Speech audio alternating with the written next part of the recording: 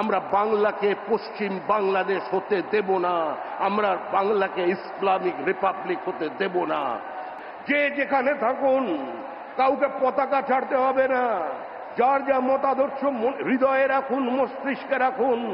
কিছুদিনের জন্য দলের রংটা ভুলুন, আগে তৃণমূলকে সরান। একটা বিচিত্র পরিবর্তিত রাজনৈতিক পরিস্থিতির মধ্যে আজকে আমরা এখানে সভা করছি, প্রধানমন্ত্রীর সভা।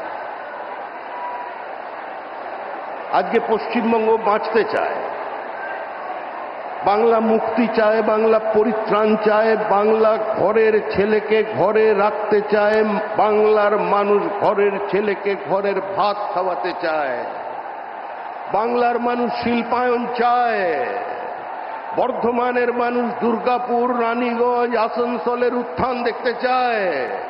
আজকে প্রধানমন্ত্রীর কাছে আমাদের আবেদন একটাই, আপনি আমাদের 1950 সালের 1960 দশকের এই দুর্গাপুরকে ফিরিয়ে দিন, আমাদের আসানসোলকে ফিরিয়ে দিন, আমাদের শিল্পায়নের ব্যবস্থা করে দিন।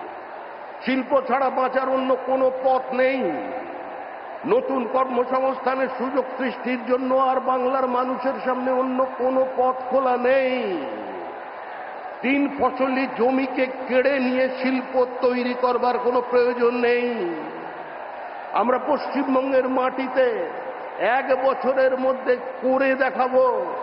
সমস্ত শিল্পপতিদের কাছে আহ্বান জানাচ্ছি, 1 বছর অপেক্ষা করুন, আপনি একটা ইনভেস্টমেন্ট ফ্রেন্ডলি স্টেট পাবেন।